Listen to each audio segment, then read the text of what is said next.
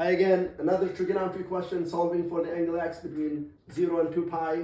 And now it's cotangent x equals 0. So if it's cotangent x equals 0, we can write 1 over tan x equals 0.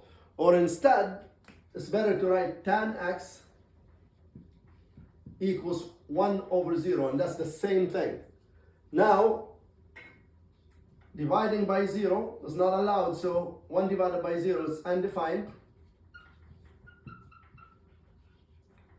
And therefore now if you go to the tan graph right here and find out where between 0 and 2 pi that the tan x is undefined, it's right where the two asymptotes are here. So x here will be the pi over 2 and 3 pi over 2.